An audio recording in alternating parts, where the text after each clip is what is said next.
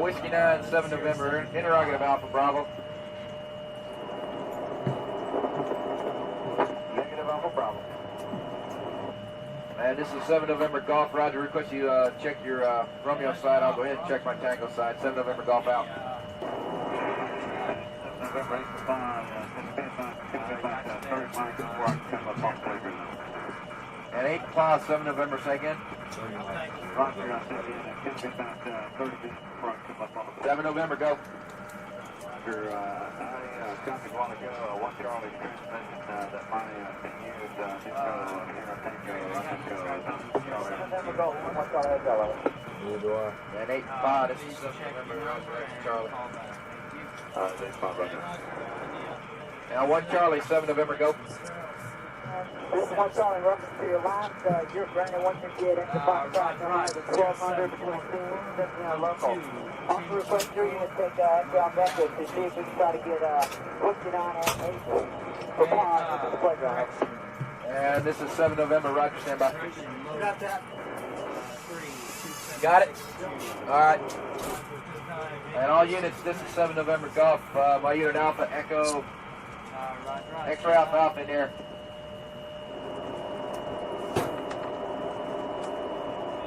One Charlie, Alpha Bravo.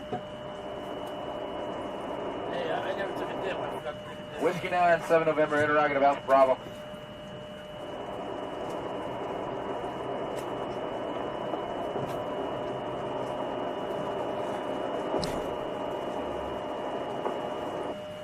Whiskey 9, Yankee, 7 November Golf, over. This is Whiskey 9 to go. Whiskey 9, 7 November, interrogative Alpha Bravo. Whiskey 9, Yankee, 7 November Golf, over. This is Whiskey 9 to go. Whiskey 9, 7 November, interrogative Alpha Bravo. Negative Alpha Bravo. And this is 7 November Golf. Roger, request you check your Romeo side. I'll go ahead and check my Tango side. 7 November Golf out. November 8-5, and 8-5, 7 November, say again. 7 November, go.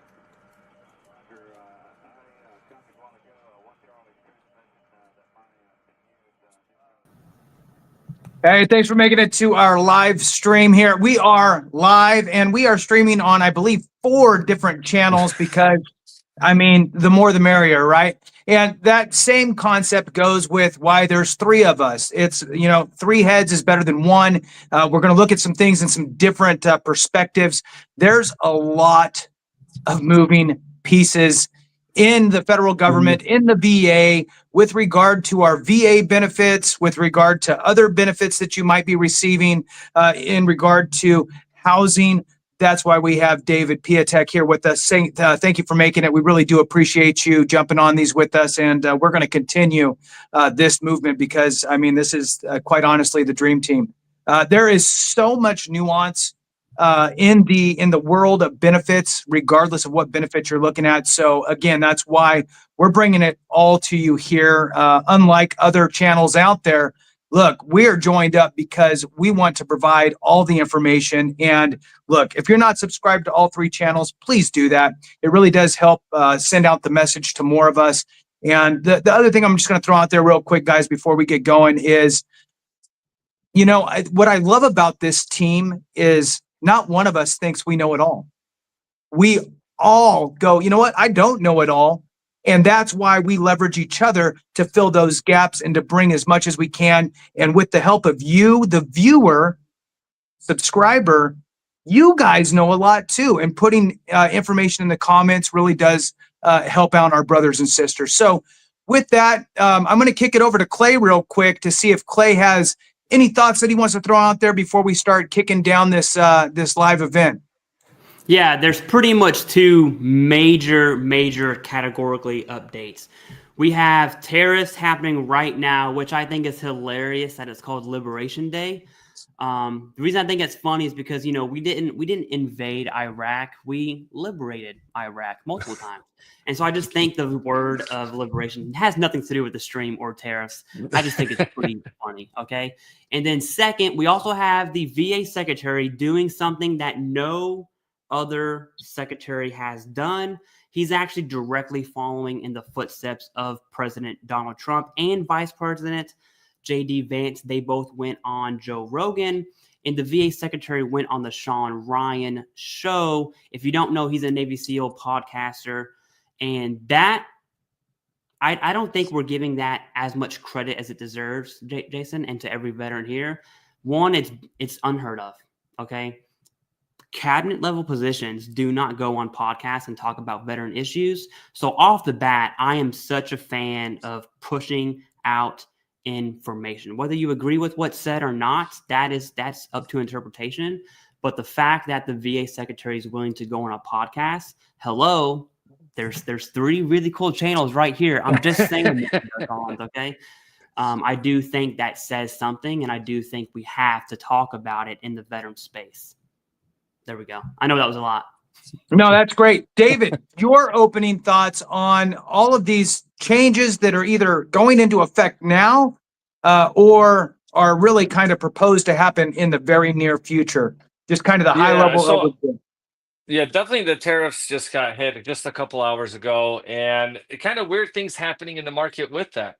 Right, we kind of had stock markets go up in, today, so I was kind of looking at them like, why is that? But watching after trading activity, it's starting to go down, which for a lot of people that are interested in home ownership or refinancing, the irony here is that when the stock market goes down, right, historically, people will pull money out of the stock market and then put it into the treasury, which specifically for mortgages is the 10-year treasury. So when that happens, when more money's coming in, typically they can sell the money at a cheaper rate, meaning that interest rates should be going down. Now, so I took a look at the 10-year treasury. Now, obviously, they made the announcement at 4 p.m. when everything closes, so they can't be like mass reaction throughout the day. So we're really going to see what's going to happen in the next couple of days because, yes, market, the 10-year treasury ticked down a little bit, but no different than a couple of days ago because it's kind of like these cycles, right? Everyone's kind of getting super freaked out. Everyone's getting scared, and all of a sudden, they're like, it's no big deal. And so for a lot of people, too, that I've been talking to, they're like, well, if markets are going down, it's a great time to buy. So, those are all things to kind of factor in as this comes into play. And this is why a lot of times we're like, even with these, but if the tariffs affect veterans from your daily purchases, this is why it's so important to budget and understand your credit. Right. Yeah, I'm sorry. I wanted to really jump to that because I think I'll tell you, for me hearing that, it was kind of like, oh, I don't understand this. You guys know how my mind works, right? I was in the Marine Corps as well as Jason. Can you explain to the viewer and selfishly to me really quick, are tariffs good or bad for veterans' benefits? I'll let Jason answer that one. Okay. Okay, look, we're in uncharted territory. That's the first thing, right? So it's a bunch of hypotheticals that you're going to see everywhere because nobody really knows how the cookie's going to crumble. I would love to fast forward like 6 months, 8 months, and take a pulse on where we're at then. I will say this, that the government needs to generate money, right? How do they do it? Taxes, typically. And that's what we've always felt, right? So now, instead of increasing our taxes to cover our gigantic trillions of dollars, instead of increasing taxes and letting that, or keeping it the same and letting that trillions and trillions of dollars keep climbing, whether you're a fan of it or not, reducing the size of the government, reducing what they deem to be wasteful contracts, and doing things like tariffs are going to drive money into the federal government. Then what? I don't know, right? I don't know. A raise for everybody, right? I don't know. That's a really, really hard one. So what I'm going to do is I'm going to actually hone it in a little bit here and kick it back to you, David. So yes, tariffs No one wants to answer the question. Yeah, it's a hard one. What We're politicians what all of a sudden. right? Yeah, exactly. So with tariffs, what could we expect? Do we expect the stock market to rally, or do we expect uncertainty, people putting it into bonds, which is actually good for mortgages, Right. which might bring the rates down a little bit? And a lot of people. So that's my first question for you, I guess, is do you think it's going to rally the stock market or create fear, uncertainty, and doubt, right? FUD, and push it over into the bonds? What are your thoughts?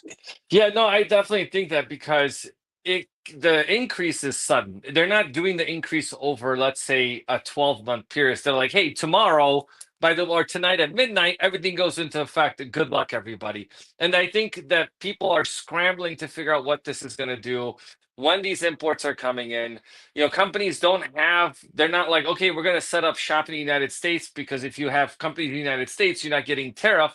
Well, if that might be a year or 2 or 3 year project for that to happen. So I think there's a lot of negotiation with that.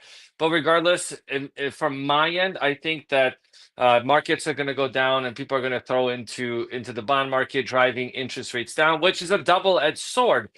Because, we're always talking about that when rates go down, normally we see values go up, negating any savings that you have. And all it really Right. does is create more competition. And Yeah. Clay, to answer your question about the direct effect for veterans, I kind of thought about this when Jason, you were talking, which is very realistic, is that, most people are on a W-2 job. So you can almost say that's fixed income. Well, and then you also have veterans that just receive, let's say, disability or Social Security. So as the cost of goods can go up, and we don't know what it's going to be. It could be a small, it could be a little, I'm not small, little, small, it could be big increases, and depending on what items are going to be sold and what you need. That's why, again, it's so important to budget, focus on what you're spending money on, because the government, we have an index on how much money you spend, basically how much, like how poor you are, because you spend all your money on things that you may not need. So you really need to be careful with honing in your budget during this time and just being ready for the unpredictable. Right. And another piece here to think about, and I'm glad that you talked about that. And look, by no means do we have crystal balls. This is just three guys taking some wild shots in the dark here. So take it with somewhat of a grain. But I think I agree that we might see the bond market kind of tick up a little bit, at least in the short term, to see kind of how this dust kind of settles out. And from a national perspective, I'm not sure where the housing market is, right? Is it locally? I've been seeing some reductions in prices, and interest rates are higher. So if these interest rates start to come down, maybe those prices will flatten instead of some drop downs. So it's very interesting where we're going with all of this stuff. And I will throw this out there that if the federal government, is able to pull in some additional funds at the massive levels, right, by either eliminating fraud, waste, abuse, eliminating headcount, whatever it takes that they're doing, and we're pulling in money from tariffs, let's also keep in mind that a lot of states, every state to some extent, gets federal money for all kinds of different things, right? Yep. So your state Veterans Affairs Department, maybe they have state-ran veteran cemeteries. Those state-ran veteran cemeteries get a piece from the federal government to help supplement that program. So what's good for the goose is good for the gander type of thing. It's going to have, to use the Reagan thing, right? The trickle down kind of thing. So, it's going to be interesting to see how it all pans out. I don't know, all the collateral damage you're going to have some. It's going to happen. Right. I mean, it's just, you hope that it's not, that the juice is worth the squeeze, if you will.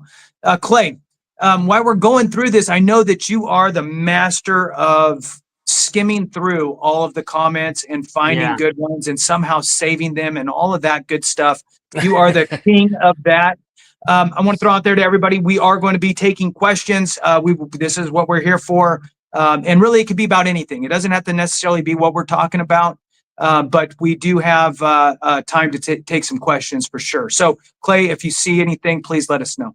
I do, and I do want to add my 2 cents here. Now, I am going to preface this, and what's funny is every time you have to set up disclaimers before you say something, it's usually never good. Okay, I don't care what comes out after that. It's like, with all due respect, you know. Yeah. So, Donald Bless her Bryan, heart. thank you for joining the stream. Right? Yeah. Let's get right to the facts. How will the tariffs affect vets? So first, I want to say facts. I don't know, because again, we really haven't seen something on this scale before. Really quick, I totally forgot we had 2 new members. 3,000 degrees. Thank you for joining a member. Doesn't matter whose channel you join, although mine would be pretty cool. I'm kidding. That's a joke. Keegan Glidden. Thank you for joining as a member. StreamYard does not tell us which channel it is, but regardless, thank you very much. Okay, so tariffs on veterans. Here's my disclaimer. 1, I really don't know what I'm talking about. Okay, now as a veteran and a someone who uses the VHA and VBA as main sources of healthcare and income, by the way, I think I have an opinion on this. So my understanding of what a tariff is, it's a tax on everyone else outside international. And I understand that a main reason we're doing that is to, 1, encourage businesses to come back to the States. If they don't, they have to pay the tariff. So regardless, we're getting jobs or money. That's the plan. And then on certain products that aren't going to be made in the States because it's from another country, we're just going to be raising that tax for them to sell their product here. That's my understanding. So it's essentially a money game, okay, at the end of the day. Now, for me, and please, in the comments or even you two, disagree with me, that's fine.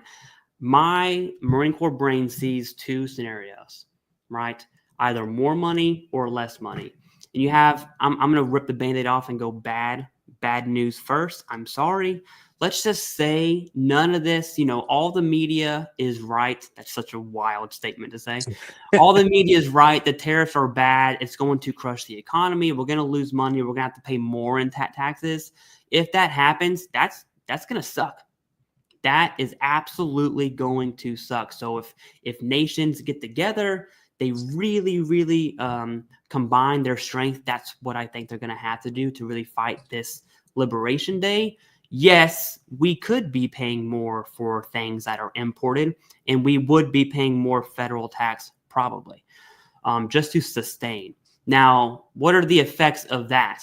In that scenario, Jason, I think not just veteran benefits, but I think social programs are really going to take a hit. And I hate saying that. I'm talking about Social Security for the 9-year-old who lost their mom unexpectedly and gets social SSDI. That's going to take a hit. I'm talking about veterans benefits. Okay. All these government social welfare programs, I think they're going to take a hit. Now that's worst case scenario. Let's talk best case scenario. Hey, the tariffs work. I think the talk of benefits being cut will be completely off the table.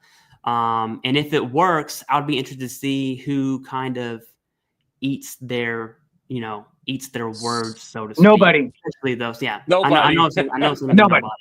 I've ate my words a few times. I've been wrong on YouTube a few times. And I've definitely ate that. And I tell you what, that sandwich is really big and really nasty, but sometimes you have to do it. I'd be interested to see both ways how it goes. Now, I wouldn't be interested to see both ways. No. No. If this group eats their words or if this group eats their words, they probably won't. Now, is there a scenario where there's a middle ground where it kind of works but not as great? Probably. If that's the case, I think we maintain the status quo and veteran benefits are safe. Okay. To answer your question, I genuinely believe veteran benefits are safe. I believe the VA is trying to increase veterans benefits. That's a very broad statement there. We can kind of break that down. And when it comes to tariffs, that's really out of my ball game. But hey, it's a live stream on Liberation Day. That's my 2 cents on tariffs. Someone please educate me. You can call me stupid. That's totally fine. Just so you know, I'm calling you stupid right back. That's what I got. That's my 2 Rubber and cents. glue. Rubber and glue. Good job. I Yeah. don't know if that is on par. I would love someone to chime in and just say, "Hey, I think you're wrong," or "Hey, I think you're right." We'll save David for last because he seems to be the smartest one. So I'm going to go real quick, and then we'll let David kind of wrap it up. So I think that okay, if we're looking at it from that perspective, right? Tariffs, tax on outside entities outside of the United States, right?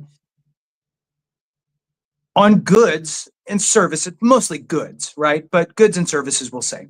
So the one thing that we as Americans, right, are really, really good at, it's good at spending money and buying stuff that we don't need. So believe me, nobody's going to be like, well, oh, you're going to do that? Well, then we're just not going to sell to you. And we're not this little tiny, if it was just the state of Rhode Island, okay. But because it's the entire United States with a bunch of people with money to burn, America, we're on it, right? So I have a hard time seeing it just completely be a belly flop, right? So I think that it will work. Some things might be more, and we'll buy less of that a little bit. But I think we're still, our appetite to buy things, is just incredible. So now, if we do see a cost in goods rise a little bit, right, in some goods, but let's say that the federal government is saving so much money from all of this massive cutting that they're doing, right? Right or wrong, agree or not, right? That we know what's happening. That is happening, right? All these cuts, whether it's cuts on staff or cutting contracts, whatever it is, putting money back into the kitty.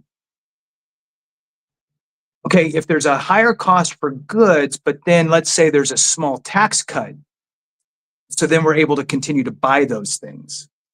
So that'll kind of be a where we're not too bothered from the veteran benefits perspective.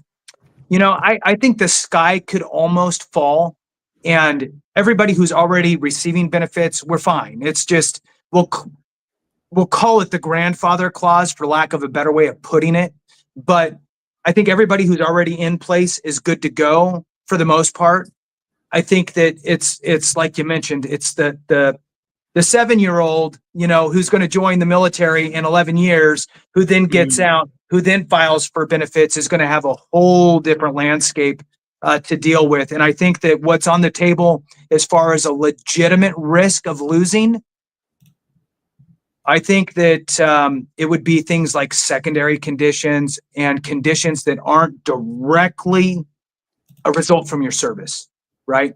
This concept of this just manifested during my time in service. I signed the contract, I was fine, and then 4 years later, I got down and I had migraines. I don't know.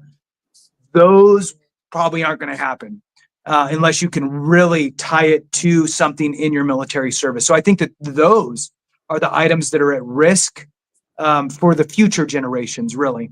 David, your thoughts on that same question, now that you've had plenty of time to Google search the hell out of it. Google, my hands are right here. I would have been Googling if I had a computer. If I had a computer on the side. Listen, the tariffs, they're happening. They say they're going to happen. They're not. And so much is changing every day. And what we're having right now, like I saw India came in and said, look, let's kind of talk about this. We're going to drop our tariffs. You guys drop yours. Because that's what basically you said today is that, look, we're willing to play ball, right? And that's kind of we want to sell our goods and we also want to buy goods. Because like you mentioned, we're good at spending money, but you should be good at saving money. So please budget, focus in on that, and kind of take out what you need and what you don't need. Because even car sales right now are fear mongering that, oh, car prices are going to go up. You need to buy right now, and you're paying like top dollar for all this stuff while there's parking lots full of cars right now. So focus what's important. Real quick on that, David. Can we just say car loans are really bad? And then I'm sorry to interrupt. I just really, really don't like car loans. I'm sorry. Okay. Yeah, no, car loans. I mean, I have a whole bunch of videos on my channel that's like, look, if you spend like $700 on a car payment, which is like probably a $40,000 car purchase, that's about $100,000 mortgage. And what you have to really focus on, what's important for you and your family.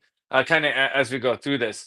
Tariffs are also going to have an impact on the cost of material on housing, right? So, if you're looking at new construction, those prices might be going up. And if you're under contract right now on buying a new construction, make sure you read the fine print, because sometimes they will have a clause in there that you have to pay the adjustment in labor and material costs as time goes on. So you might be paying a lot more than you think, and you might be budgeting for X amount of dollars that might be changing. So again, that's why it's so important to focus in on that. Now, my 2 cents on the benefits. We're a pretty large veteran population. It's over 20 million veterans right now. But over the next 20 to 30 years, that's going to diminish by half, if not more. So I think over time, I think reality is we're going to lose power, because right now we have power in numbers. So if we don't fight for the small things, then they're going to be like, oh, they don't care anymore. Let's take this away. Let's take that away. And then all of a sudden we're going to be up the creek without a paddle, going like, well, what happened to our benefits? So that's why being involved in your local politics, your community.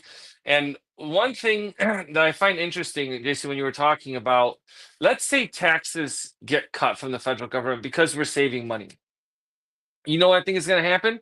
I think states are going to increase their income tax, because states like have huge deficits, either from pensions and all this other stuff. So, they may not be getting the money from the government. They're stuck because government's cutting back on spending, right? They're not giving as many grants as they normally do. So where we may see a shift in federal taxes going down, I think there's going to be an increase in state taxes for that reason. They're going to take advantage of it, just like anyone. Right. You want to make money. Yeah. I did not consider state benefits. So I'll tell you, Virginia right now, although I want to say last year, Jason, if you can remember, there was a huge fiasco at Virginia actively trying to cut VMS debt, which is, if you're 100% PNT in Virginia, it's 90 or 100%. Your spouse and dependents can go to state school for free, which is one of the best benefits, completely outside of Chapter 35. There was a huge push to cut that. And when you say raising state income, because states are absolutely fighting for dollars, historically speaking, veteran benefits are right there. And you're looking at the big three are Texas, California. I think Texas just passed California for most veterans. You have California and then Florida. Florida, of which has no state income tax. I'm just saying, Florida, Tennessee, no state income tax. Food for thought there. But that's something I did not consider, which does kind of put me a little on edge now from the state benefit side. Yeah, and I think that Florida, they're trying to move away from paying property taxes, which I want to touch on. But then you have nothing's free. We always say nothing's free in life. You're gonna pay for it one way or another. It's not like money just comes out of thin air. Or actually, that's how the government does it right now. They just kind of print the money and we're like, here you go, right? So, if they take one thing away, they add to another. And if states are gonna start struggling, you have to really consider your VA disability benefits for property taxes. That's something that can be taken off the table, right? I think from a federal level, for them to say, hey, we're just not going to help veterans with their VA disability, I think that would be like an act of war, to be honest with you. But where I think states are trying to change things is, well, if we say if you qualify for a property tax break at this, then we're going to take that away and increase it, or we're going to start putting limits on it. And we see that across different states. And like, I'll give you an example in Illinois, where I'm from. If you have a 70% or higher rating for VA disability and the equalized assessed value is 250 or below, you don't pay property taxes. You pay property taxes on the difference of that. Well, they came out and said 70%, but most states are 100% permanent in total. Right. So now they're like, oh, man. And then counties are complaining because, we're not getting enough tax revenue now. And then they want to go back. But they're like, well, we're going to lose face with the veteran community if we go back and change it, because now people rely on that tax break. Because trust me, taxes are wildly expensive in Illinois. So if you see a reduction in those state benefits, Clay, like you mentioned, that's a huge deal, because college ain't cheap. right? That could be 15 to 20,000 a year just alone per person. Plus property taxes can range from, they're wildly different depending on where you are. So those things will have an effect. And if construction costs go up because of this, we're going to see negative effects. But there's also balancing to the system because, if lumber costs go up because we get it from Canada, well, they've opened up lumber, right? They say, hey, let's go ahead and force in the United States so we can cut that cost down. So you might even see lower prices, but it's just so hard to tell this Right. early on in the process. But at least to make, I think the point of like what we're doing today is to make people aware, like, hey, you need to be Right. tracking this. And when there's Yeah. major events coming up, we're Yeah. jumping in and talking. Yeah. I got a couple things I want to say so bad now. So before I forget, so one, loud mouths get fed. Okay. Mhm. There's plenty of groups out there that are, just noisy and they're getting what they want. We need to be like that. Gone are the days of sit back and just let it happen and it'll be fine.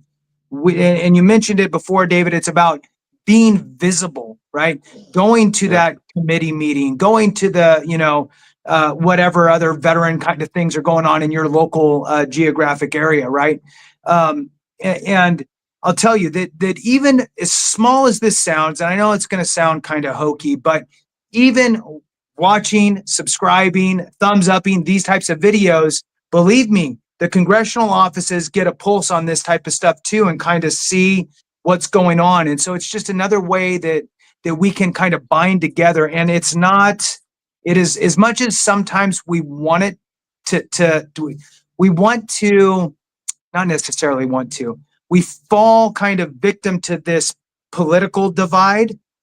This is not what we need to be divided about political stuff. Mhm. We need to come together just like veterans benefits need to be bipartisan or nonpartisan. We need to be like that with each other and join hands to make sure that we preserve and protect the benefits that we do have. When you're talking about those state benefits earlier, and those different aspects of maybe reducing the percentage of the real estate tax deduction, that is something that, just like at the federal level, they might not have the courage to do it today, but fine, your grandfathered in, starting in 2035, it's going to be this way. That way, nobody's really yelling too loud because everybody who's got it is like, I'm good. And the people who are going to get it are like, well, I'm good. And then it's all the people that are left behind that get and to me, there's the right and wrong. And whether it's right or wrong, we need to step up and decide as a group, right? Like, it doesn't affect me, but I know it's going to affect one of my brothers or sisters. We're here to pave the road for them, right? Just like the Vietnam era folks did it for us, right? Yes. For example. Absolutely. So we can't be quiet. We need to talk about it. And the other thing that I'll throw out there, and then I'll kick it back to you, Clay, is I think that being involved with your local veterans service office, whether usually there's counties or parishes or whatever your state is structured like, there'll be a committee or a commission that talks about veterans benefits and veterans affairs stuff, a small one for the county. And there's there's a trickle down of money, right? Federal money kind of comes into the state generates its own money, but state also has some federal coming in. Then that gets disseminated between all the different jurisdictions, and then it could, the cities and all this stuff. So being involved in those and having a voice is a good thing if you have the ability to do so, right? So if you have the ability to make it to one of those, I highly suggest it. Even if it's not a veteran specific committee or commission, look into like the disabilities commission. So just people with disabilities. I was a commissioner on a commission for disabilities. I was a committee member for the veterans for memorials and monuments for cemeteries, right? For veteran cemeteries. So there's opportunities out there, and they're not very time consuming, but it's a way to keep our voice heard. All right, you, Clay. Yeah, I cannot agree with you more. And what sucks is when I say that, I could probably do more myself when it comes to being heard, especially with like our platforms. I think we have a different obligation to say something. That's a personal opinion there. But outside of YouTube, I do think I could do more. And I always say this to veterans: minimum would look like this: is getting involved. Minimum would be just joining a VSL, paying the annual fee, the lifetime membership, whatever you want to do. You don't have to go. Like, I'm a member of the VFW. I've walked in post 1503 before just because it was a huge Marine Corps VFW like post. It's actually Chesty Puller's post. Ooh. Forgive me, Chesty, for stuttering on your name. My bad. Anyways, I've been in there, but that's it. I don't do anything with the VFW at all, personally. And so that would be minimum. Maximum would be writing letters, calling your staffers. I can walk in Fairfax County office, figure out who that is, and go speak with them. And I will say this, and this is kind of what changed my mind about getting involved. When Virginia came down on the education program, there was this grassroots effort. Her name was Kayla Owen. She was a spouse. Okay. She was a nobody. She was just affected by this. She had time in her hands and she made it her business. And then she now runs this huge organization, all because of her advocacy for veterans and independence in Virginia. She reached out to me. I ended up reaching out to Jason. We both did videos on it. And you can say, a small thing like doing a YouTube video on something that big, I did think it made a huge, huge impact. It's interesting you brought up the bipartisan stuff for veterans issues, because I think we don't have an option. It cannot be good this 4 years and bad this 4 years. It's never going to increase. It's only going to get worse if that happens. What sucks, Jason, and I'm going to be reaching here outside of the box, just big warning. What I saw in Virginia specifically on the state level is re-elections were coming up. Okay. And so Virginia has a Republican governor, Governor Youngkin, which is not normal for Virginia. It is kind of a swing state, but it's more than likely going to be blue than anything else. And right now it's a red state, technically. You could argue that a lot of people from the other side of the aisle threw this veteran education benefit on the table, knowing it was going to be protected or vetoed or whatever that looks like, just to cause hate and discontent with the veteran audience. We're taking the bait, we're bickering back and forth, and all of a sudden you have veteran issues being bipartisan. We cannot let that happen at all. I'm not saying always go right, always go left. I don't care. All I'm saying is stay grounded in veteran issues. I hope that makes sense. Now, real quick, we have a new member. Thank you, Bree. What the beach? I hope I said that right. I probably didn't. I'm sorry. Who doesn't We also like have a the super beach? chat from September Fire. Thank you very much. Says, I'm waiting on my supplemental claims this time round. I have 3 favorable findings. Is this a good thing? So this is totally off topic. I'll answer it really quick, and then I'll kick it back to you, Jason, to kind of get back on topic with the stream here. So 3 favorable findings. That's weird. There's not that many favorable findings we can have. You can have in-service events, which is in my opinion the best favorable finding to have. You can have the current diagnosis. If you don't have that, I'm gonna say shame on you. That's an easy one to fix. Go get diagnosed. The other favorable findings are the VA will concede that you're a Gulf War veteran, that you rated a terror exam, which is basically a useless favorable finding. The only 2 that matter are you had evidence from service or the current diagnosis. If you had both of those, you're missing the nexus. That is when you really look at your evidence, look at why you were denied. The most common reason there is going to be chronicity of symptoms. And basically what you have to do, I'm trying to speed up, sorry. You need to fill that gap. If you got out in 1984 and you had migraines, the last time you complained about migraines was 2022, you got to fill that gap with private records. I've had people, true story. I've had people upload receipts for Tylenol and prescription medicine going back 20 years, Jason, just to show chronic symptoms throughout the years. That's evidence. That's probably the most common reason people get denied. And then, of course, the nexus, that if you are missing the nexus, there are companies out there like American Medical Experts. There are tons of other options to go, but it depends on what those favorable findings were. Okay, there's that. Had to get off topic there for a little bit. Yeah. Back to tariffs, benefits, and states and all this stuff. Go ahead. Well, and just to throw it out there, that she said supplemental claims. So it could be that like I have 3 different conditions and I got favorable findings. Could have been the same favorable finding for each one. Don't know. So anyway, the bottom line I'm going to encapsulate it a little bit.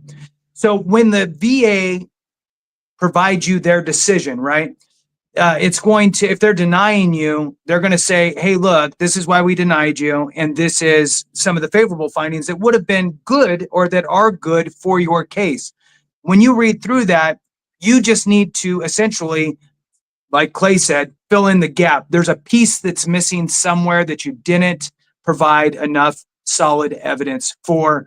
As long as you supplied that missing link, the missing piece, whatever it may be, whether it's a diagnosis, whether it's a nexus letter, whatever it needs, you fill it with that and you file your supplemental claim, which would be the appropriate thing because you were denied because you were missing something. So you have to file a supplemental. You could have filed a higher level review, but they would have came back and said, look, you're missing this thing. And so supplemental is the right move. All right, David, question for you on, okay, there we go. Are you ready? So if somebody is currently in the market with everything that's going on today, okay, but they have time on their side, meaning it's not a move for a job. Maybe they're moving, just they want to get a house that's they're either downgrading or upgrading, but they're staying in the same general area. Their commutes, all that stuff's all the same. There's no real rush. They're just got their eye open. And I know you don't have a crystal ball, but somebody who has time on their side, what would kind of be your conversation with them? From a housing perspective, I mean, the thing is, like you mentioned, if you go up or you go down, it's tough. It's because it depends on your situation.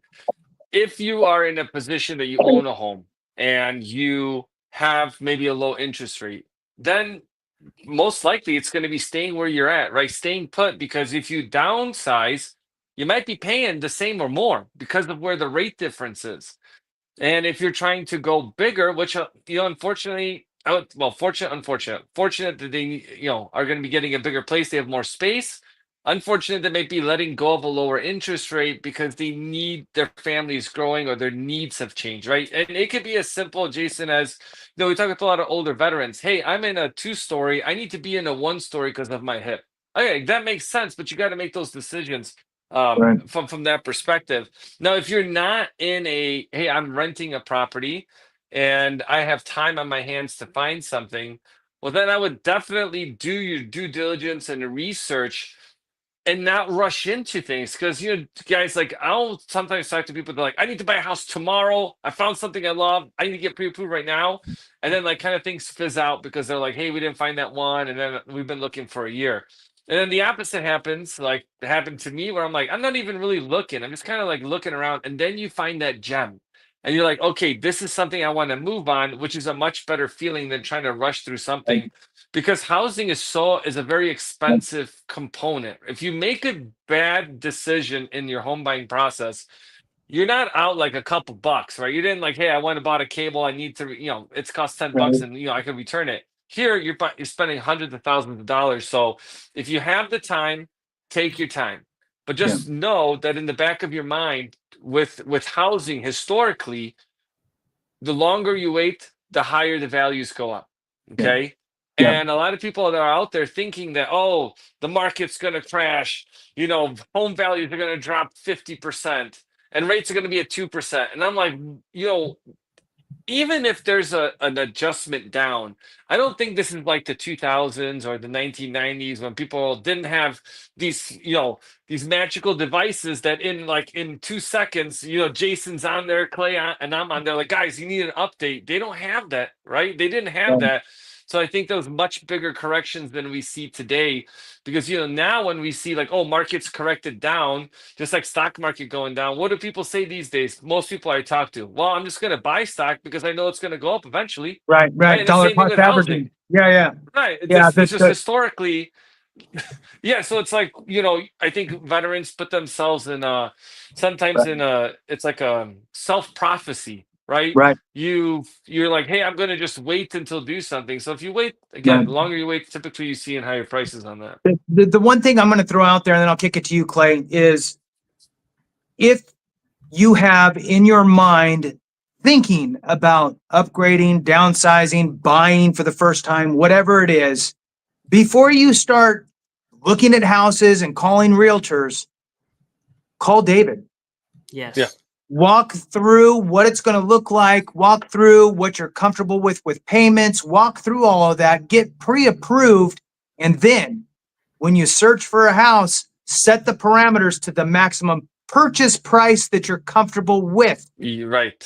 You Don't are just, comfortable with. hey, because the problem is that people, you're always going to see something that you like a little bit better when you start going higher, right? Oh, well, this one has this. Oh, well, this one has 2 toilets, a fancy toilet next to the regular toilet. Woo, So just remove the temptation.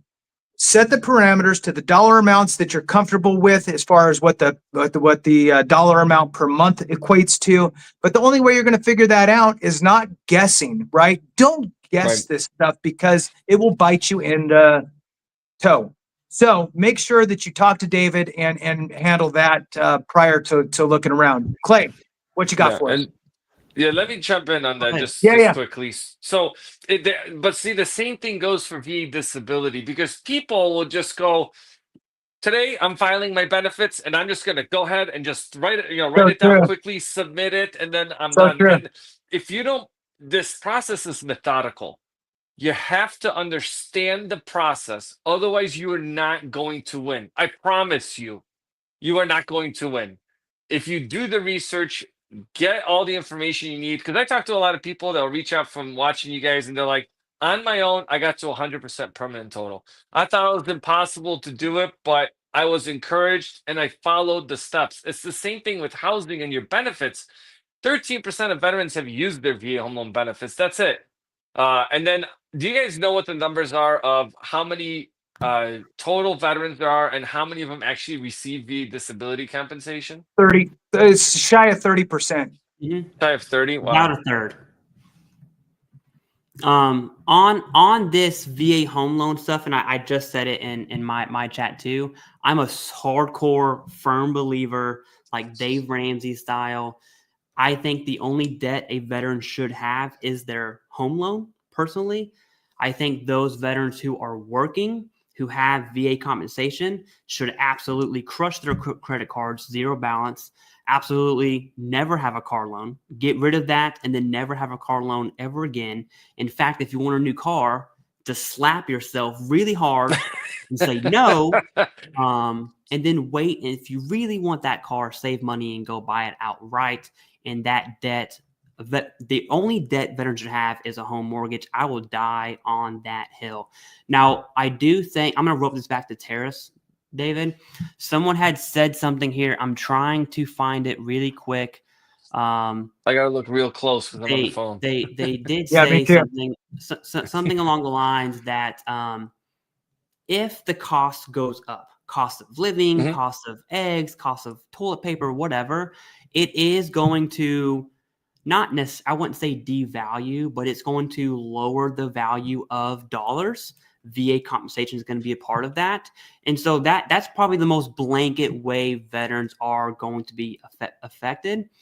And what I just described was like the perfect scenario, right? You are a disabled veteran. You're still able to work full time. If you're 50% or higher, I think you can accomplish being debt-free minus the home loan personally. Obviously, if you're 100% P&T and you're working full-time, that's a no-brainer. I would actually argue you probably have some behavior issues with spending if that is you. That's a tough pill to swallow. Anyways, But it's what true. sucks I mean, is, that's those like veterans are, I've said this before, and every time I do, someone gets really mad at me. Veterans are the most privileged people in America. Now, we definitely paid our price. We signed contracts, whether you deploy or not. It's part of the deal, okay? And that deal was available to everyone who's able-bodied. But we have all these benefits. We should absolutely use these benefits to our advantage, not necessarily get us back in debt. Jason, you had said something about buying a home that you're comfortable with paying. I don't want that to go over anyone's head. My whole life, with the exception of like 5 years ago, was paycheck to paycheck. My mom worked fast food. She still works fast food. She still hasn't got her GED yet. If she watches this, Mama, I'm so sorry for telling everyone your business. But that's like the life I grew up in. Single household. Right. She worked fast food, no GED. We lived paycheck to paycheck. I wouldn't say we were poor, but I can tell you it sucked. Okay? Right. It sucked. Getting socks for Christmas. Right. Here's the thing about paycheck to paycheck. If you're making $100,000 a year, you have VA compensation, 100% P&T with dependents. Let's just call it $45,000, not tax total per year. So you're making about $150,000, a third of it, which is not taxed. If you get a home where your payments are paycheck to paycheck, guess what? You're living the same life I lived. Okay. I don't care if you're making $150,000 or $24,000 on a fast food salary.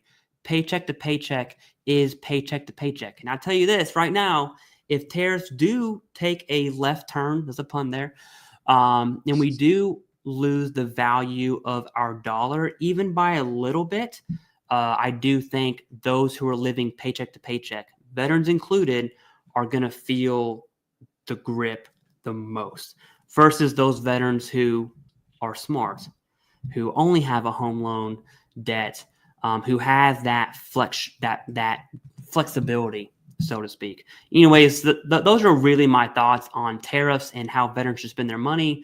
Gregory Garland, thank you very much for joining as a member. We definitely appreciate that. That's all I have on tariffs. Now, I am, at any point in time, I'm ready to talk about this podcast with Sean Ryan. Y'all just let me know. Go ahead. Do you want me to? Okay, sorry. That was awkward. My bad. Let's do it now. Go. Yeah, so the VA secretary did a podcast on the Sean Ryan show. I said this earlier. I'm going to say it again because this is critical. It's history changing. And I agree. President Trump went on Joe Rogan. You can hate both of them. That's fine. That's irrelevant to what I'm saying. J.D. Vance, the vice president, who was a Marine NCO, by the way, just saying, y'all can do a little better. Where we are the vice president. Jason and I, we are the vice presidents. Okay. You're welcome. Anyways, they went on Joe Rogan. Now you have the VA secretary on Sean Ryan podcast, who is essentially the veteran version of Joe Rogan for a blanket understanding there, which I think is amazing. I think the VA pushing information. If you go to the VA's page on X or Twitter, although I don't prefer to get my information from the VA on X, I'll tell you this, Jason, I turn on my notifications. I'm going to count it. I probably get 8 to 9 notifications from the VA on pushing information. Right. I'll tell you, this was not the plan. I'm just going to tell you topics the VA pushed out. I got another notification, by the way. The VA pushed out breaking down the responsibilities of prosthetics for the DAV. They pushed out a GI Bill video today. They pushed out veterans doing something cool. They pushed out weather stuff for veterans. They pushed out all kinds of stuff, just information. I'm a fan of the VA pushing out information. It actually makes our jobs a lot easier. Yeah. Now I have my thoughts on the podcast as a whole, but I want to stop it there and just kind of give it a good spin.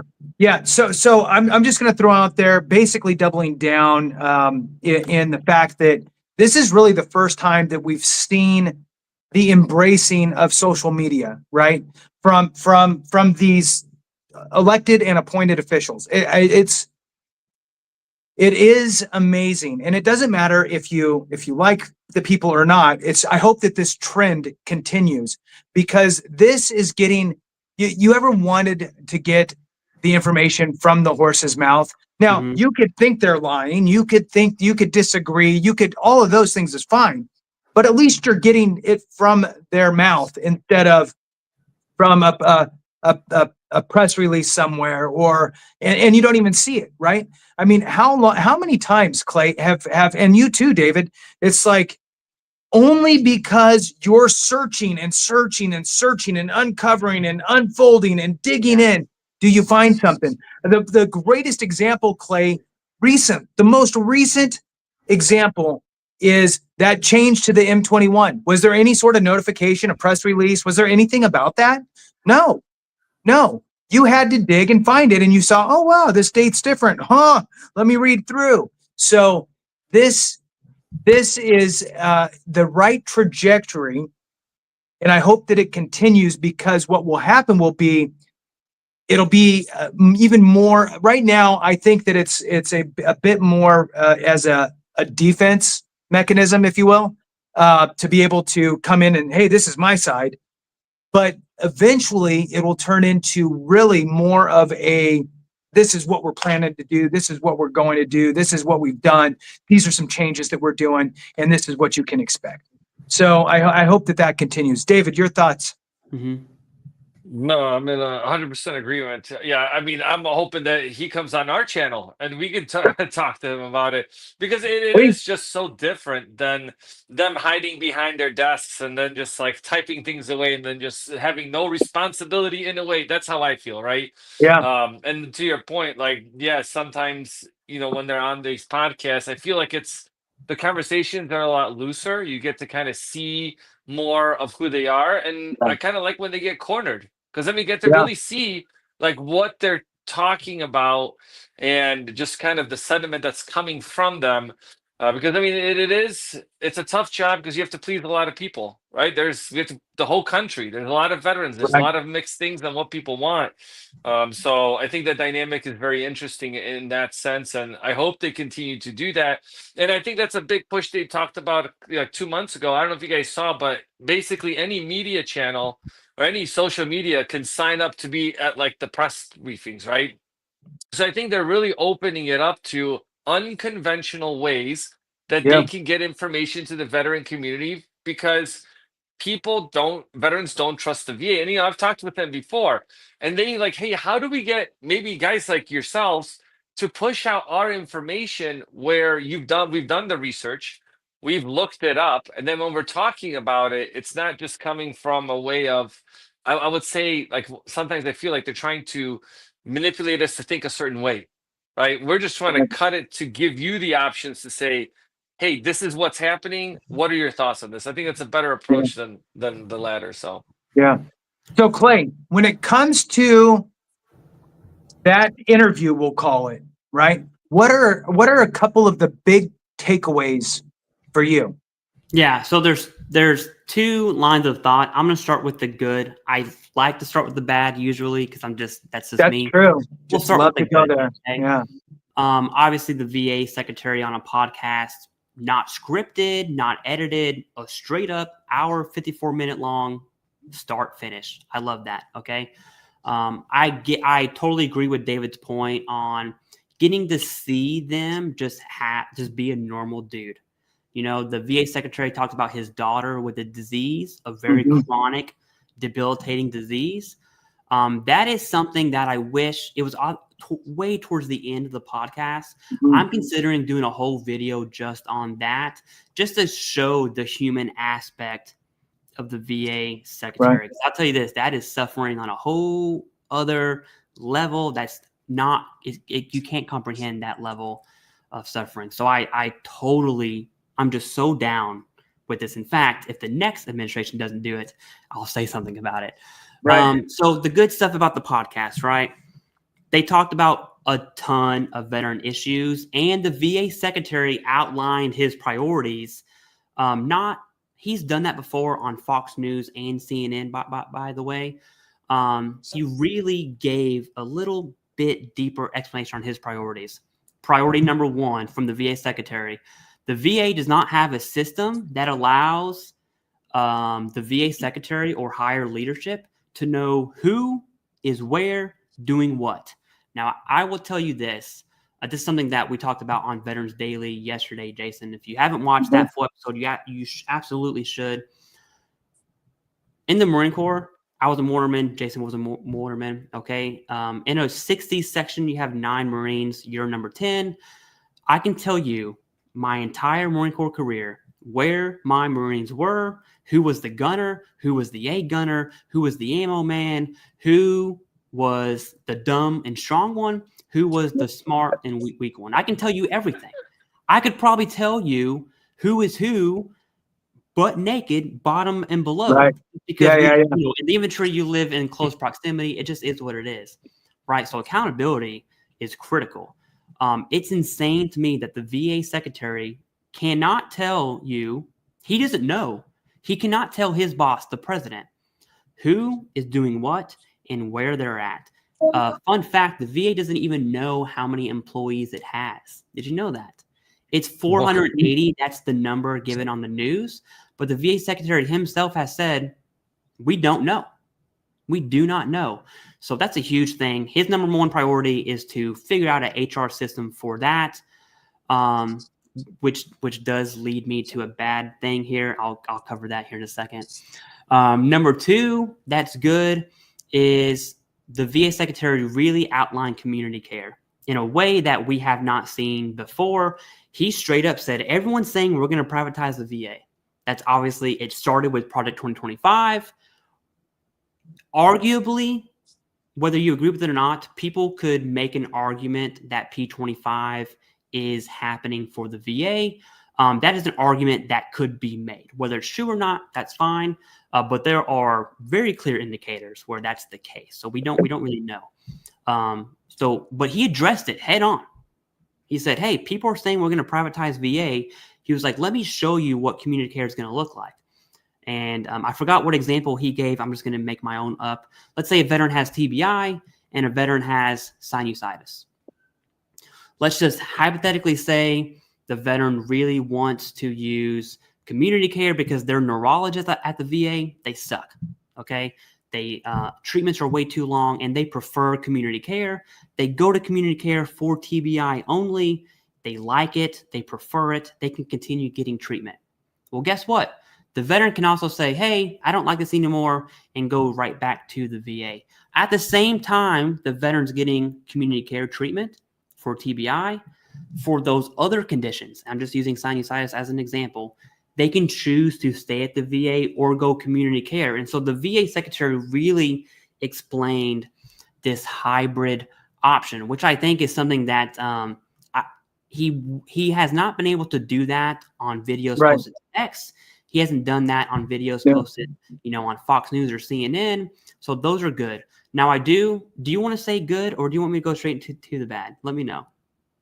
Well, let me just chime in on that real quick. Mm-hmm. So what it sounds like is that the VA is going to really allow community care to be a true choice. Yeah. You want to do it, you can. If you don't, fine. The one thing that I'm going to point out, and you can you could take it after this, is for the last 2 months, the VA secretary has been lumping VA healthcare and community care under the same umbrella of VA care. Mm-hmm. So VA care encompasses both worlds. And they're never going to be rid of the VA. The VA on the VHA side, Veterans Healthcare Administration, is not going to go away, but there's going to be more options, right, on the community care side. I really do like the idea of it being veteran-led, right? So currently, for those that don't know, in order to get community care, essentially the VA has to not be able to provide it adequately within a certain time frame or within a certain distance. And that's, so it's basically the VA has to fail somewhere in order for a community care to open up and allow that option for you. What it sounds like is instead of that, it's led by you. The VA doesn't need to fail in order for you to go get community care. If you have a family doctor that does whatever, and you've had them for 37 years, why the hell would you go to the VA if you have this great relationship with this doctor? You want to go there for those things. Makes sense to me. Many people have, everybody's situation is different. There's some people out there that have some very serious things going on, and they've been seeing a doctor for multiple years for treatment and all these different things. And then all of a sudden they get awarded their VA claim. They have access to VHA, Veterans Health Care. They quit their job. Now that's their only health care, and now they have to lose their doctor. That's not really the right move. That's not veteran centric. That's not pro-veteran. I think that putting it in the court of the veteran and allowing that choice is awesome, really, because at the end of the day, you get to make the decision. You love your VA, keep going to it. Keep going to it. You need to keep it there, first of all. But if you're having a problem or you have something else that worked, you can do that too. And I like that approach. I think that is veteran centric. Okay, back to you, Clay. Rip off the Band-Aid time. So I do want to talk about the bad, and it's going to seem like I'm attacking Sean Ryan here. I want to be very clear. Sean Ryan is a SEAL. He has I have some real deployments too. He has way more real deployments than I do, and he will murder me and my family. Okay, so if you're watching this, which I highly doubt, if you are, that's funny.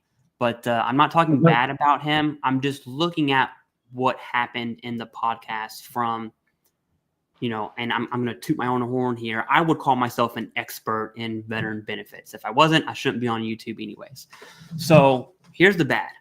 Sean Ryan doesn't know what he's talking about. And I would argue he wasn't the best representative to put in front of the VA secretary to talk about us. VA Just saying. benefits. Okay. Green button, green button. All right. And he also really honed in on himself and personal reasons of his experience with the VA, which is fine. But you got to remember, this dude's a SEAL.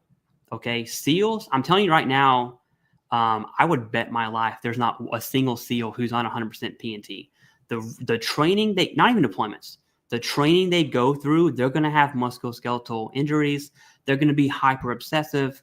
They're going to have these huge VA ratings, especially if they are a retired SEAL. Okay, so they're all P&Ters.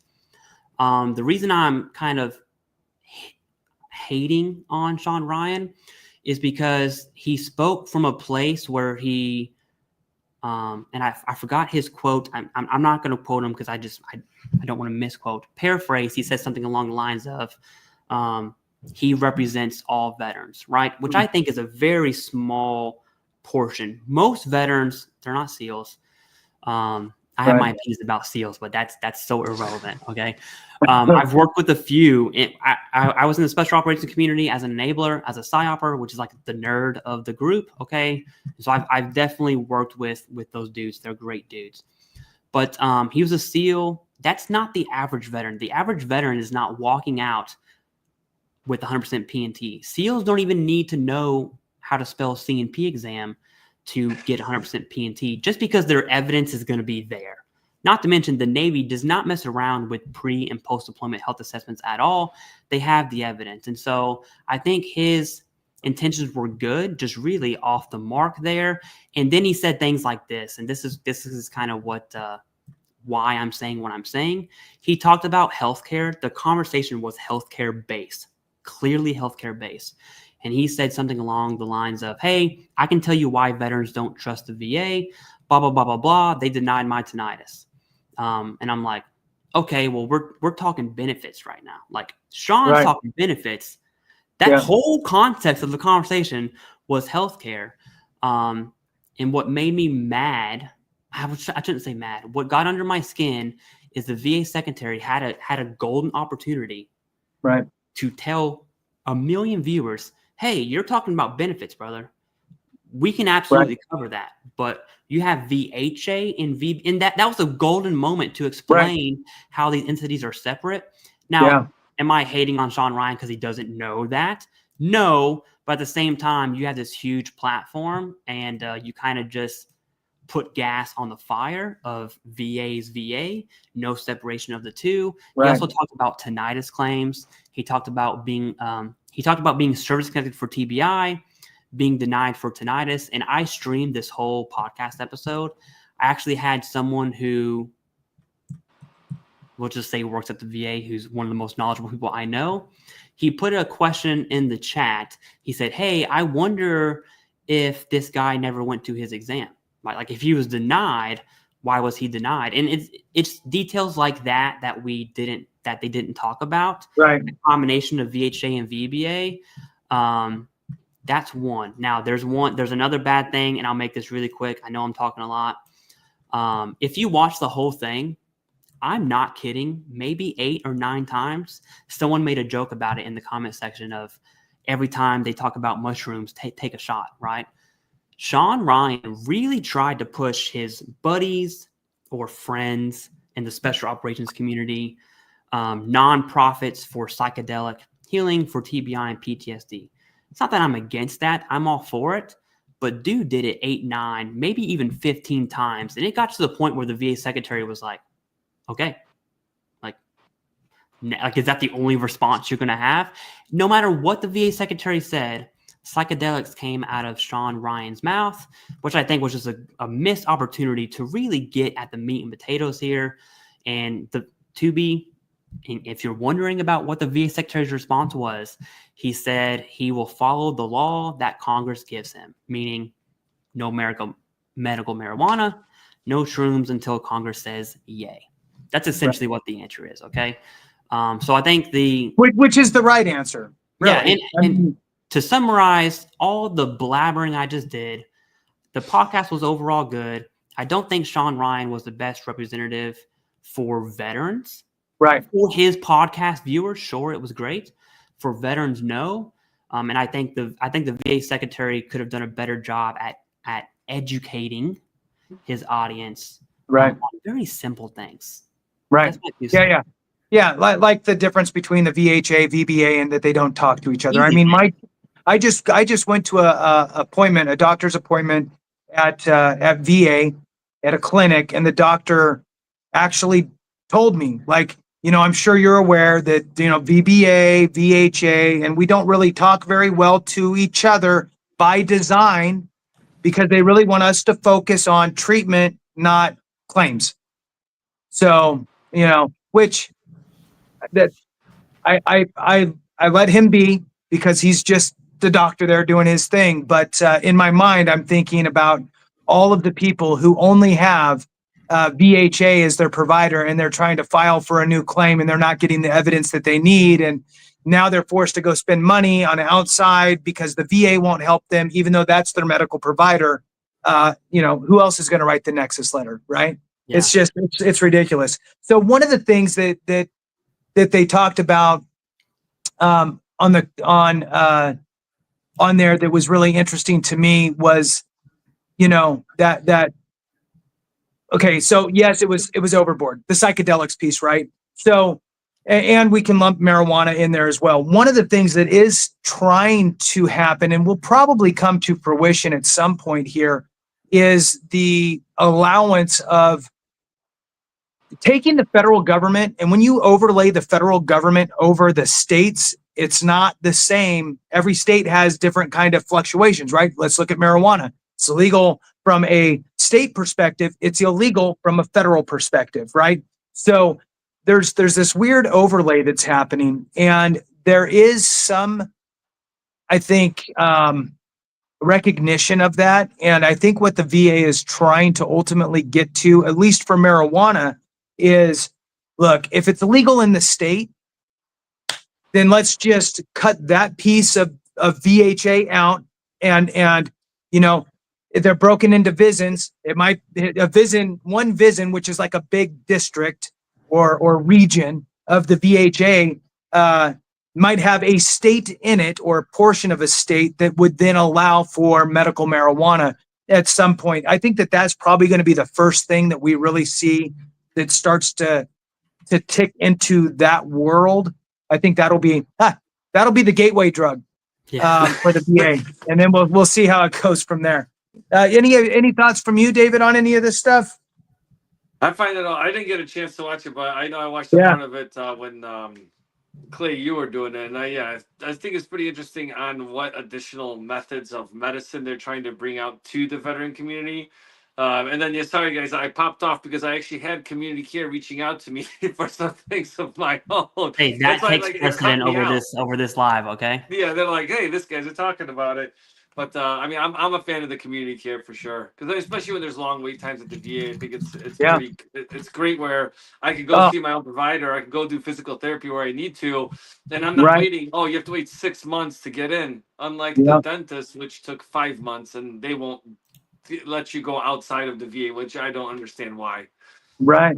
Yeah, and for those of you that are watching that maybe have never utilized community care in today's kind of format, for me, my doctor's visit, he saw a couple moles, right? That he's like, those moles look a little suspect. Let's just, we'll send some pictures off to the dermatologist. They'll take a look and then decide whether or not you should maybe go in and see somebody.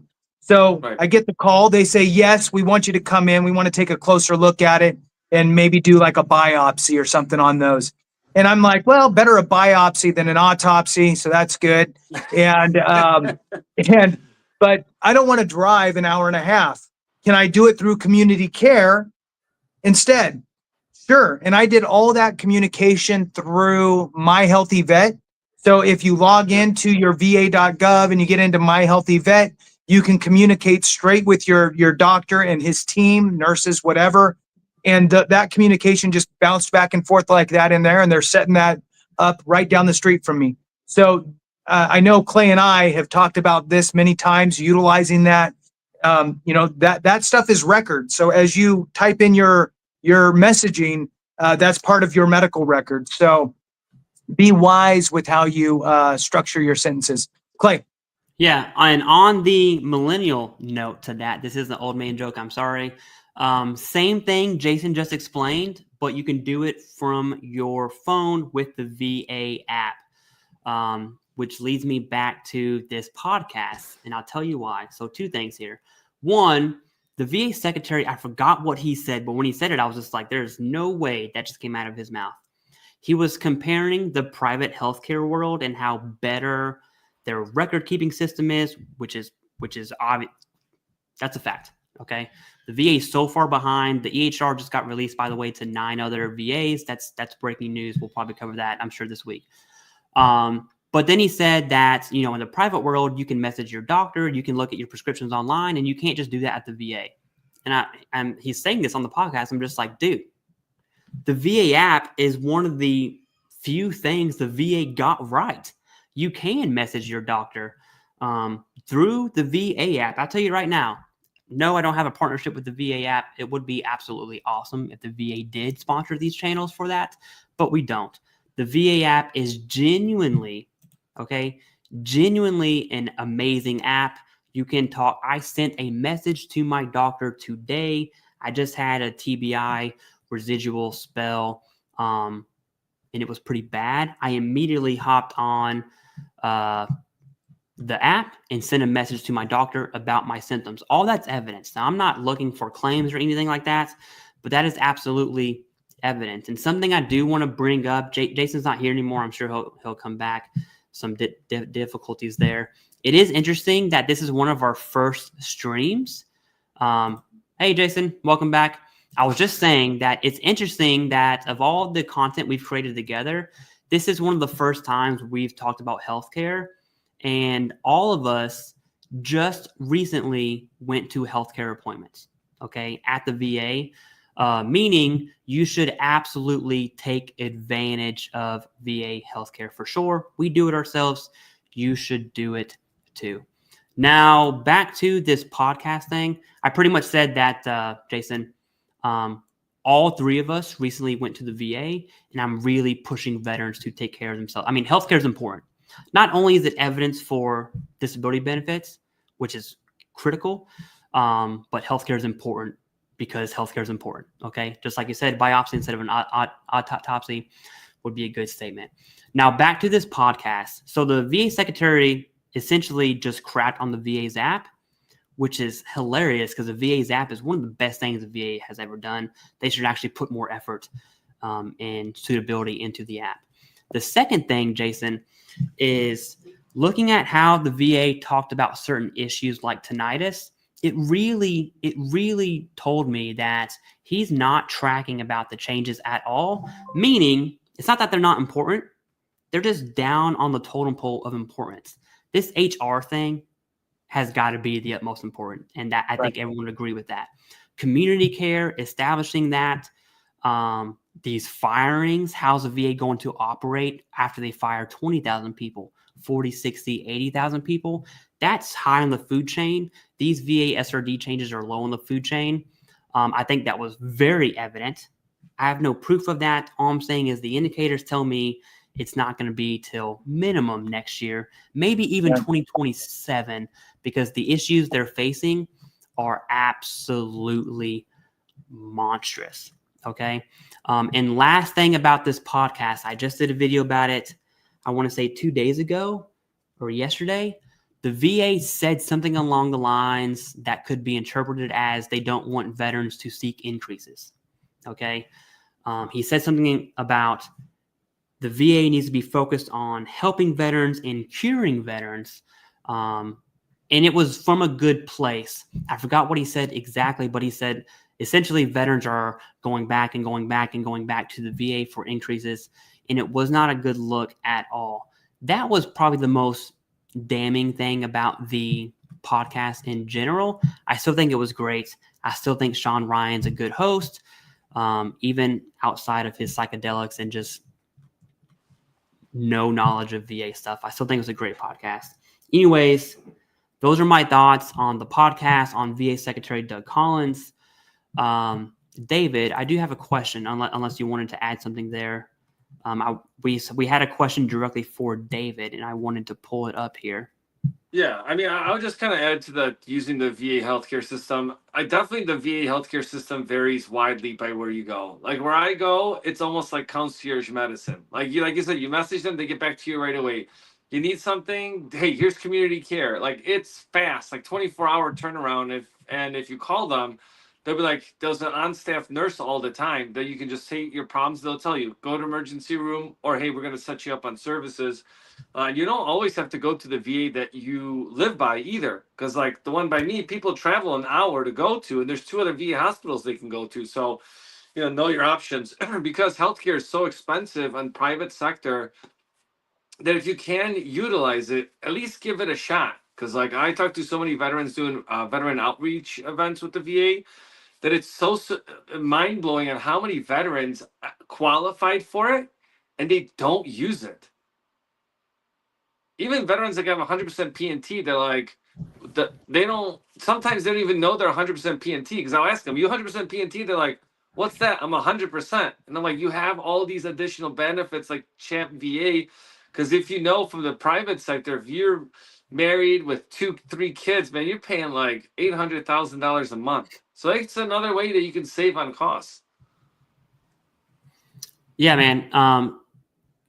On that, there's one more thing about the podcast I totally forgot about. I definitely want to chime in before I give you this question here, David. Yeah.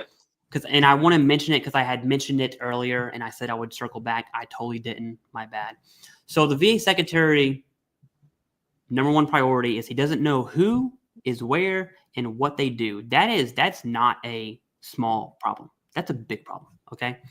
I find it hilarious that in chronological order of information we've received from the VA, it goes from firing 1,400-ish employees to firing an extra 1,000 employees to a federal judge saying, hey, that was illegal. You can't do it. Many of those employees were reinstated. You can have your own opinions about that. That's fine. Then it goes, okay, well, fine. We have this reduction in force coming down the pipe, 15% across the board for each agency. VA for you, that's about 80,000 employees. And so now we start talking for 2 weeks, I think, Jason. Everyone's talking about firing 80,000 employees. It's to the point where every time I see a headline, I don't even read it anymore because it's like, whatever's in there, no one knows what they're talking about because we just don't know. And then after the news to fire 80,000-ish employees, now we have this, the VA secretary doesn't know who, where, or what they do. I'm questioning, well, how in the world did he fire 2,400 people to begin with? How in the world is there even a thought to fire 80,000 employees when you truly don't know who is where and what they do? In my opinion, I still like the VA secretary. People really don't like me for that. I still think he's genuinely the right person to be a VA secretary. I'll die on that hill. At the same time, dude, he's got to address this issue. There's no way. I just can't support it. Okay. I like him. I can't support it. Those are my thoughts on that one. Go ahead. You know, the first 1,400, am I echoing? Can you hear me okay? Yeah, you're fine. Okay. You're fine. So the first 1,400, 2,400 eliminations were almost a test run. Right. It's in the category of, new hires. They're in the probationary period. Okay, that's about all they can really focus on. Then they realize, oh, we're firing people that are not low performers. We're firing people that are in critical positions. Okay, this is an issue. Now we get this mandate from the executive branch saying, hey, look, it's 15% or 20%, 80,000 people that you need to reduce. What's the first thing you're going to do as the head of the VA? Okay, bring me HR, bring me all the data on where everybody's at so I can see. I need to see this. I need it, right? On butcher paper. Come, bring it all out. Let's do this. Cricket. Oh no. It has hit the fan. You know, you don't know what's behind the curtain until you move it. And then once you do, there's no one seeing it. And now he's got to figure that out in a rapid way. And as soon as he understood that he didn't have the information, all of a sudden it's 80,000. That's the goal. Exactly. That's the target. We don't really know. We're going to do our best. So, he's trying to walk it back a little bit because he's blinders on. How can I make a decision? And I would hope that he's having that discussion with the OPM, with the president and everybody else going, hey, look, this place is a dumpster fire. I can't tell you where we're gonna end up. I'll do the best I can to clean things up, but right now I gotta fix this first. Back to you. Yeah, it is absolutely insane. And I would appreciate it. Here's what I didn't appreciate, and then this is the last thing I'll say. I promise, David. I'm going to give you. I've chosen a second question for you. I would have appreciated the VA secretary just coming straight up and saying, "Hey, here's what happened, okay, and here's why we're going to be walking this back." I would have enjoyed a genuine dude talking about that. Again, the podcast was a great time for that. No one talked about that. Because we care about psychedelics. Anyways, that's obviously I'm upset. Well, hey, here's the thing. Doug Collins is invited on. There you go. Okay. Done. Yeah. So on that, I totally forgot where I was going with that. Shame on me. Oh yeah. I would have totally appreciated him just saying, hey, here's what happened. Here's what we're doing now. Instead, you really saw a different light of a VA secretary. I would argue that we haven't seen before either, which was his politician side when he was a rep, came out walking it back, and he did it. He was very good at it. Okay. The issue is he's not a representative anymore. He's a VA secretary, and I would have appreciated just saying, hey, here's what happened. Here's what we're doing to sort of tackle this versus like saying, oh, it's a goal, blah, blah, blah, blah, blah. Because a week ago, they were all for it. Anyways, yes. David, I'm so sorry for leaving you in the dark for so long. 2 questions, and then we can end this stream here. Is there a time limit on when you can use a VA IRRL? Unsure of acronym. I have a question before you answer this one. Is it just an URL, or is there a VA URL? Like, are those 2 separate things? Well, it's just in the business, it's just an URL, an interest rate reduction refinance loan, because you have a VA loan. So to do an URL, you need a VA loan, so you wouldn't say VA URL. Essentially. Yeah, so basically what that means, and kind of like what we're talking about with these tariffs and the impact that's going to have on interest rates. And this is something that you 100% should be very focused in on a market perspective, because an interest rate reduction refinance loan is when you have a VA home loan and you've made 6 payments, and on your 7th payment, right, 210 days, you can't prepay those 7 months to get ahead of it. And that 7th month, you could basically close on refinancing on your property. Now, huge advantages, because 1, you don't have to get an appraisal. 2, typically you can roll in the closing costs, including the VA funding fee. If you have a 10% or greater disability rating, you don't have to pay that.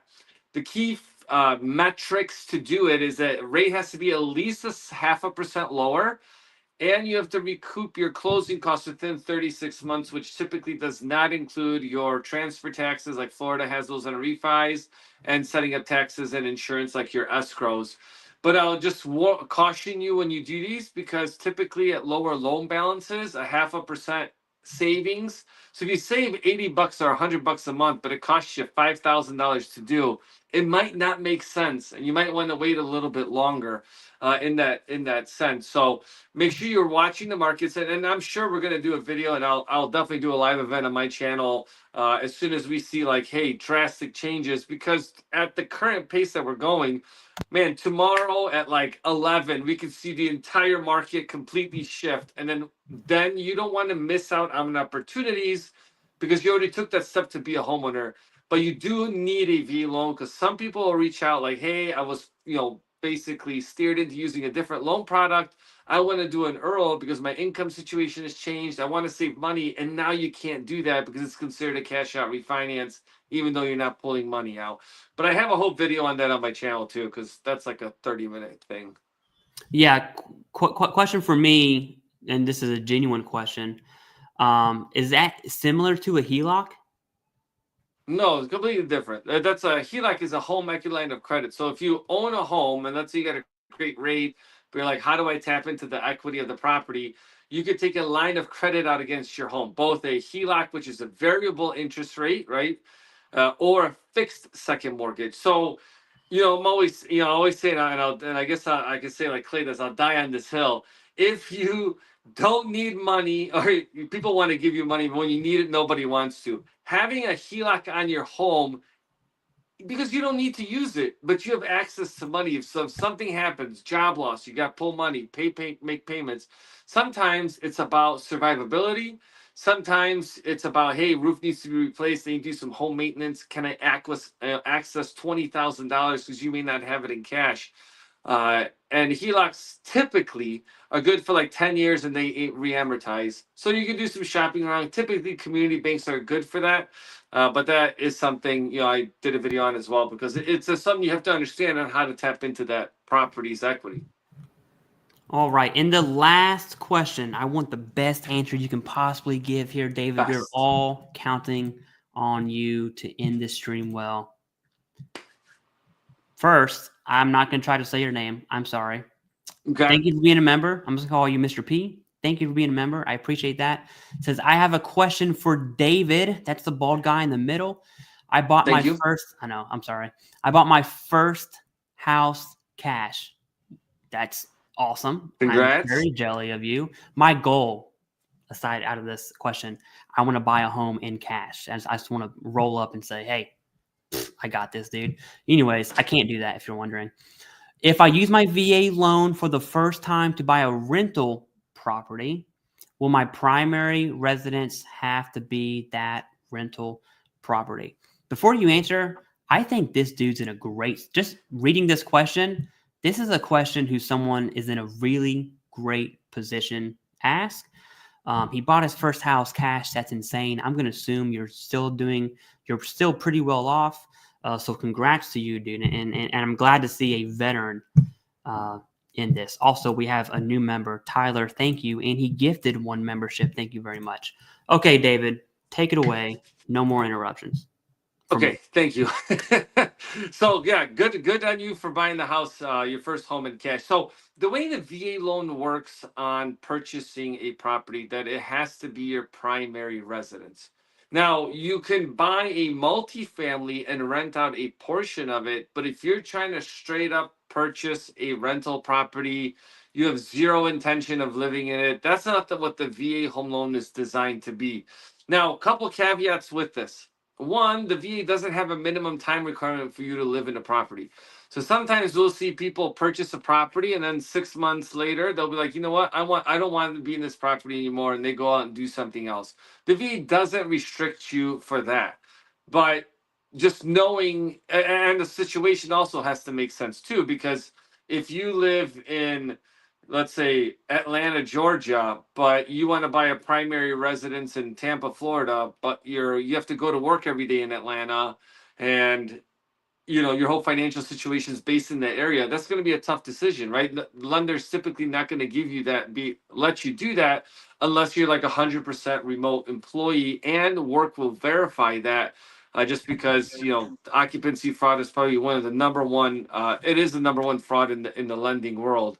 So yes, you can purchase another property, primary residence. You can buy a multifamily, so it's both a primary and an investment at the same time. There's no requirement on you renting out the property you're currently at.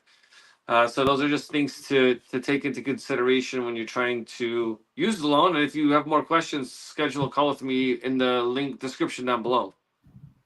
And so just to double down on the last part of that question, if you're living in your primary home, it's paid off, and you buy a new primary home with a VA and you move into that, then your current home does become the rental property, is what I'm kind of reading in your question there. So yes, your primary residence would become that rental property as you move into your new owner. That makes sense. Yeah, and it could be a second home. It could just be just another property you have. You don't have to rent it out necessarily, but you do have that option to do that. And an important note with your VA disability benefits, remember, you can only have them on one property. So you have to be careful with that, because sometimes if you're buying a property that has higher taxes, that's great. You can get those removed. But if you're buying a property that has lower taxes, remember, your place now that you don't pay property taxes on is going to be reassessed to pay property taxes. Yeah, good point. And that's also the same with like your registration fees. So if you're 100% permanent in total, chances are you won't have to pay your registration fees for your vehicle. You'll get the most likely a disabled plate, but you only get to pick one vehicle for that. So pick the most expensive. 100%.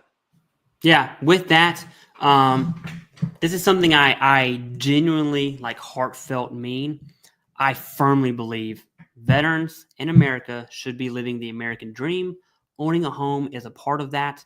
You're paying someone else's mortgage or you're paying your own mortgage. Get out of debt. Stop being stupid. Get a decent, solid home. Don't live paycheck to paycheck.